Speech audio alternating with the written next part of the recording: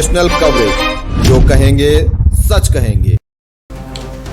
नमस्कार, मैं हूं आशुतोष और आप मेरे साथ देख रहे हैं नेशनल कवरेज का डिजिटल कारवा। बात कोविड की करेंगे। कोविड से उत्तर प्रदेश में हाहाकार मचा हुआ है, मौतों का सिलसिला लगातार जारी है। बावजूद इसके शासन और सत्ता ये कह रही है कि उत्तर प्रदेश में कहीं ना तो बेड की कमी है, ना ऑक्सीजन की कमी है और ना ही अस्पताल की कमी है।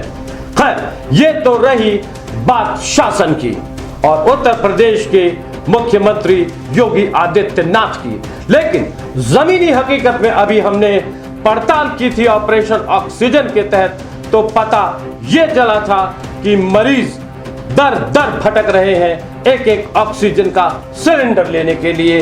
इसको लेकर के हमारी पड़ताल ऑपरेशन ऑक्सीजन में लोगों की भावनाएं सामने आई थी और अब जब हमने 4 से 5 दिन के बाद फिर दोबारा से एक ऐसा सर्वे किया है कि ऑक्सीजन के वर्तमान में अस्पतालों में क्या हालात हैं, तो निश्चित रूप से हम आपको कह सकते हैं कि स्थिति में परिवर्तन आया है, बदलाव आया है और लोगों को ऑक्सीजन सिलेंडर्स भले पर्सनली ना मिल रहे हो, लेकिन अस्पतालों का कोटा अलॉट हुआ है और उनको थोड़ा ही सही लेकिन ऑक्सीजन मिलना शुरू हो गई है। इसी सिलसिले में हमारे कार्यकारी संपादक राजेश चंद्र मिश्रा ने बात की मऊ, आजमगढ़ और बलिया के assistant commissioner drugs Manu Shankar से। मनु शंकर जी इस मामले में साफ कहते हैं कि सुबह सुबह कोटा डिसाइड कर देते हैं हम, हॉस्पिटल्स का, छोटे हो या बड़े, सभी को ऑक्सीजन सिलेंडर्स की सप्लाई लगातार की जा रही है। जमीनी हकीकत जो भी हो, लेकिन असिस्टेंट कमिश्नर ड्रग्स ने पूरी लिस्ट दिखाते हुए ये कहा है कि कोटे की सप्लाई चल रही है और आजमगढ़ के पीजीआई में लगातार सिलेंडर्स की सप्लाई हो रही है, डिस्ट्रिक्ट हॉस्पिटल में भी सप्लाई हो रही है और L1, L2 के जो भी हॉस्पिटल्स हैं उनमें सप्लाई लगातार चल रही है। आपको सुनाते हैं हमारे कार्यकारी संपादक राजेश चंद्र मिश्रा ने मनु शंकर से बात की है।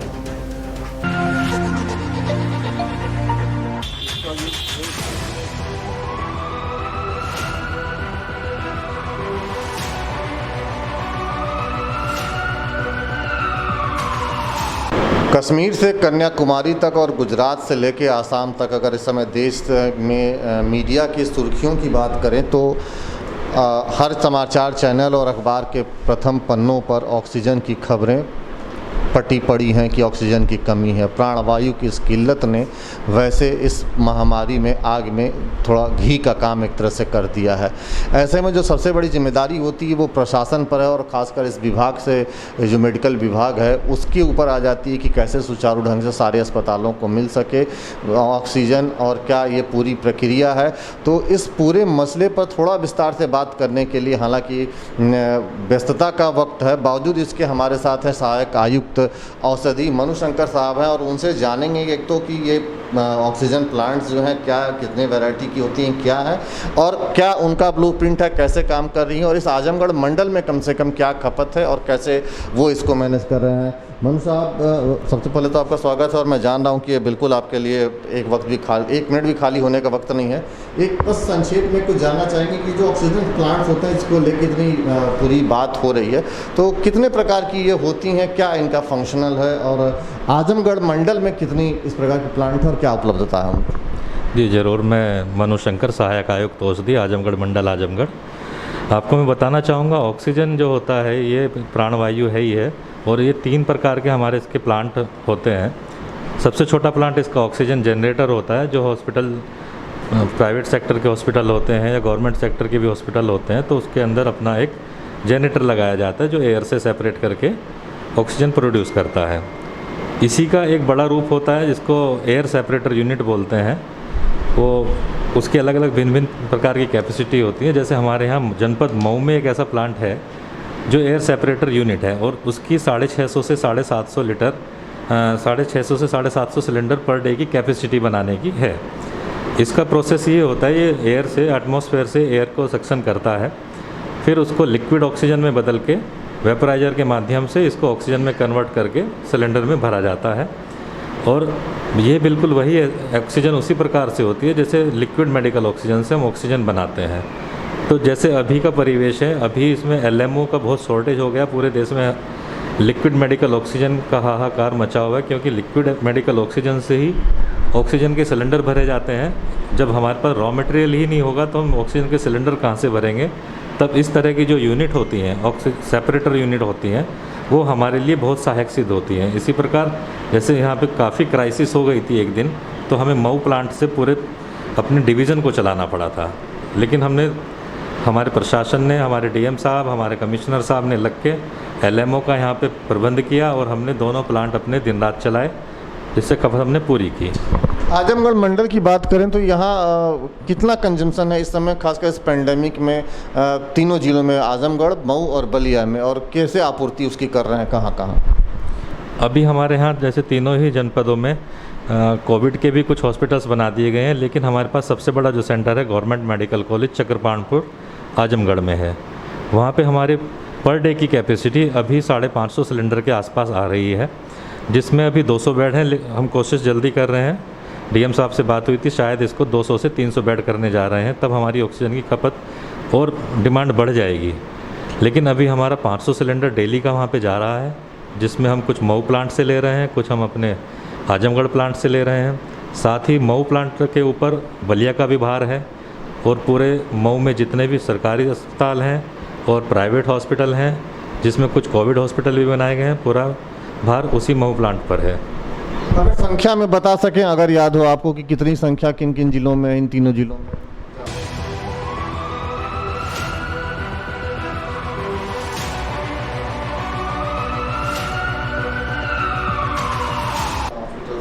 हाँ, हॉस्पिटल जैसे बड़े हॉस्पिटल की हम बात करेंगे, ऐसे छोटे मोटे हॉस्पिटल की हम बात नहीं करेंगे, क्योंकि एक एक 2-2 सिलेंडर की आवश्यकता लगभग हर अस्पताल में होती है। बड़े हॉस्पिटल्स की हम बात करें तो मऊ में प्रकाश हॉस्पिटल है, शारदा नारायण हॉस्पिटल है, और एक कोविड हॉस्पिटल प्रकाश को भी बनाया गया है, नवजीवन हॉस्पिटल है। तो वहाँ पे कुल मिला के उनकी भी 500 की सप्लाई लगभग सिलेंडर की डेली की खपत हो रही है। और यहाँ की बात करें जनपद आजमगढ़ की, तो जनपद आजमगढ़ में भी 300 सिलेंडर तो उनको चाहिए जो नॉन कोविड हॉस्पिटल हैं, और कोविड हॉस्पिटल की बात करें तो 300 ही उनको चाहिए। तो अगर हम इसका पूरे हम मंडल का अपना कंजम्पशन निकालें तो ये हमारा लगभग 1900 किलो लीटर आता है, 1900 KL बोलें इसको। अगर और इसको आसान भाषा में अगर सिलेंडर के रूप में कन्वर्ट करके अगर बनाना हो या यूनिट में बताओ? अगर हम इसको सिलेंडर में कन्वर्ट कर देते हैं तो 2000 सिलेंडर हमें पर डे आजमगढ़ मंडल में लग रहे हैं, जिसमें टोटल हमें D टाइप की बात कर रहा हूँ। सिलेंडर 2 प्रकार के होते हैं, एक D टाइप जिसमें 7 क्यूबिक मीटर एयर ऑक्सीजन आती है, एक होता है B टाइप जो छोटा होता है जिसमें 1.5 क्यूबिक मीटर ऑक्सीजन आती है। तो ये जो 2000 की संख्या ये D टाइप की, ये D टाइप की है, B टाइप की बहुत ज़्यादा डिमांड नहीं है। और एक D type cylinder 4.66 B type cylinder के बराबर होता है। तो इसमें हमने वो आकलन करके टोटल खपत हमने बड़ी करके निकाल ली है, लगभग 1900 सिलेंडर के आसपास हमें डेली आवश्यकता पड़ रही है। सर ये जो संख्या बता रहे हैं ये तो अपने आप में काफ़ी बड़ी है तीनों जनपदों के लिए, और अभी हम ये उम्मीद भी कुछ नहीं कर रहे हैं कि कब तक स्थिति जो है वो थोड़ी नॉर्मल होगी। ऐसे में तो सारा दामोदार फिर प्रशासन पर ही, और ख़ासकर आप जिस डिपार्टमेंट को डील करते हैं, तो कुछ दिमाग में खाका है कैसे इस और जनता पैनिक ना हो, जैसे पिछले 2-4 दिन पहले एक पैनिक वाली स्थिति थी, तो वो स्थिति ना हो, इसके लिए बीइंग एडिशनल कमिश्नर ड्रग्स अगर हम जानना चाहें कि क्या आपका ब्लूप्रिंट है, क्या खाका, कैसे इस पर काम कर रहे हैं? सर प्रथम हमने ऐसे हॉस्पिटल चयनित किए हैं, इसमें किस हॉस्पिटल में पेशेंट्स ज़्यादा जाते हैं। जो पेशेंट्स हॉस्पिटल जिनमें ज़्यादा जाते हैं उनकी हमने एक पूरा डाटाबेस तैयार किया, उनका हम डेली का डिमांड निकालते हैं, और उनसे ही सुबह हम फ़ोन कर करके अलग अलग उनसे डिमांड पूछते हैं कि आज आपको कितना लगभग खपत रहेगा। तो हम सुबह ही एक चार्ट बना लेते हैं और ऑक्सीजन प्लांट को सर्कुलेट कर देते हैं कि इन हॉस्पिटल्स को इतना हमें ऑक्सीजन सिलेंडर हर हालत में जाना ही चाहिए। यदि फिर भी किसी मरीज़ को दिक्कत होती है ऑक्सीजन की, तो मेरा नंबर पूरे मंडल में गया हुआ है, मुझे फ़ोन करते हैं, जहाँ भी दिक्कत होती है मैं ऑक्सीजन का सिलेंडर वहाँ पे पहुँचाता हूँ। आने वाले दिनों में भी इसका कुछ कोई होमवर्क है, ये स्थिति नॉर्मलाइज रहे, इसके लिए कोई अगर आप बात जी। शेयर करना चाहें या जनता को कोई एक आश्वासन देना चाहें, कोई मैसेज देना चाहें? जी, स्थिति नॉर्मल के लिए हमने इसमें ये किया है, क्योंकि हम इसका, आप सीधा सी बात है, आप जानते हैं कि इसका बेसिक रॉ मटेरियल हमारा LMO है, तो हम पूरा ट्रैक रखते हैं LMO पे, जो कि छत्तीसगढ़ के स्टील प्लांट से आता है, बोकारो से। हमारा एरिया जो है बोकारो को लगता है, बोकारो से LMO आता है, तो हम पूरा ट्रैक रखते हैं कि LMO वहाँ से कब चल रहा है। फिर हम शासन में बात करते हैं, हमें अलॉट कराना होता है, हम पीछे लग के वहाँ पे शासन के अपने को अलॉट कराते हैं, फिर उसको एस्कॉर्ट करके वाराणसी की साइड से यहाँ तक लेके आते हैं। जैसे हम आज भी एस्कॉर्ट करके हमारे SDM साहब लेके आए हैं, जिसमें 9.5 KL हमें मिली है, और हमारा प्लांट बिना किसी रुकावट के सुचारू रूप से चल रहा है। काफ़ी सर, उम्मीद करते हैं कि चीज़ें जैसा आप बता रहे हैं वैसे ही स्मूथली रहेगी और आने वाले दिनों में भी कम से कम आजमगढ़ मंडल में आपकी अगुवाई में ऑक्सीजन की कमी नहीं हो। ये मैं आपसे वादा करता हूँ, और यहाँ की पूरे आजमगढ़ जनपद की और तमाम पूरे मंडल को वादा करता हूँ, ऑक्सीजन की कमी से यहाँ किसी व्यक्ति की जान माल की हानि नहीं होने देंगे। बाकी ईश्वर के सब हाथ में है। धन्यवाद। ये थे सहायक आयुक्त औषधि मनुशंकर साहब, जो बता रहे थे कि उनका पुरजोर प्रयास है कि किसी भी स्थिति में ऑक्सीजन की कमी कम से कम आजमगढ़ मंडल में ना होने पाए, और उनका आश्वासन है आजमगढ़ की जनता, आजमगढ़ मंडल की जनता के लिए कि जो 2000 सिलेंडर की एक अंदाजन जो खपत है उसको वो पूरा करेंगे, और उन्होंने इसका भरोसा दिलाया। और हम उम्मीद करते हैं कि जो उनका होमवर्क है, जो प्रिंट है, जैसा वो बोल रहे हैं वैसा ही एग्जीक्यूट करेंगे। ये पूरी खबर पर ऑक्सीजन को लेके जो भी अपडेट्स रहेगा उससे हम आपको कराते रहेंगे रूबरू। डिजिटल प्लेटफॉर्म पर नेशनल कवरेज के साथ बने रहिए।